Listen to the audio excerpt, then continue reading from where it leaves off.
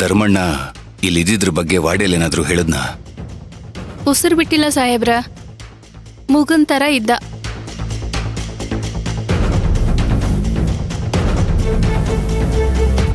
ಹೇಳಕ್ಕಾಗ್ದೆ ಬಿಡಕ್ಕಾಗ್ದೆ ಒದ್ದಾಡ್ತಾ ಇದ್ದ ಪಾಪ.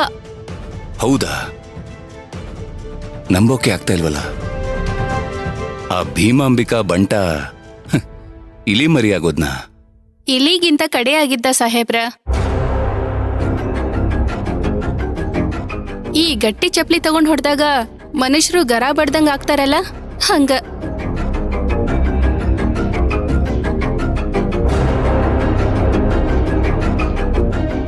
ಅವನು ಕಾಣೆಯಾದಾಗ ನನಗೆ ನಿಮ್ ಬಗ್ಗೆನೇ ಯೋಚನೆ ಆಗಿತ್ತು.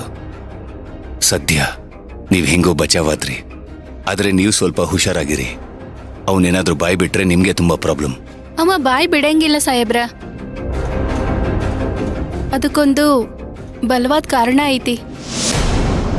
ಕಾರಣನಾ? ಏನು?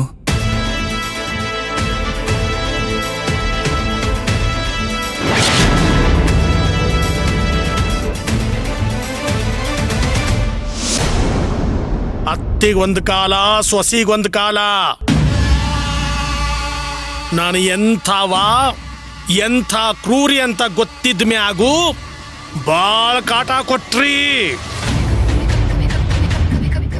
ಇವತ್ತು ಮಾರಿ ಜಾತ್ರೆ ನಡೆಸ್ತೀನಿ.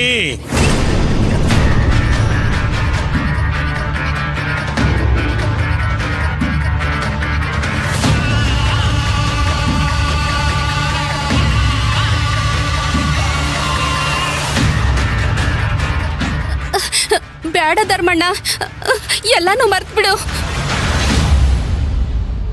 ಏನೋ ಆಗಿದ್ದಾಯ್ತು, ಕ್ಷಮ ಮಾಡು ಪ್ಲೀಸ್. ಸಾವು ಆಗುತ್ತಂತ ಗೊತ್ತಾದ ಮ್ಯಾಗೋ ಮೃಗ ಬೇಟೆ ಆಡೋದನ್ನ ನಿಲ್ಸಕ್ಕಿಲ್ಲ. ನೋಡು, ಮುಳ್ಳಿಗ್ ಮುಳ್ಳು, ರಕ್ತಕ್ ರಕ್ತ ಅಂತ ಹೋದ್ರೆ ಭೂಮಿ ಮೇಲೆ ಯಾರು ಬದುಕಂಗಿಲ್ಲ. ಏನೋ ತಪ್ಪಾಗೋಯ್ತು, ಬಿಟ್ಬಿಡು ಇದನ್ನ. ಇಲ್ಲ, ನೀನು ನಮ್ಮವ್ವ ಅವ್ರ ಕಡು ವೈರಿ, ವಿಕ್ರಾಂತ್ ಪಕ್ಷಕ್ಕೆ ಸೇರಿದವಳು. ವೈರಿಗಳು ಬದುಕಿದ್ರ ನನಗ ಅವ್ವಾರ್ಗ ಕಷ್ಟ.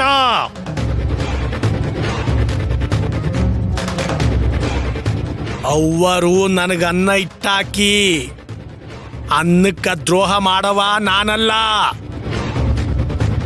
ಎಲ್ಲ ವಿಚಾರ ಹೇಳ್ತೀನಿ ಅವ್ವಾರ್ಗ. ಇವತ್ತು ನಿನ್ನ ಮಾರಿಗ ಬಲಿ ಕೊಡದೆಯಾ?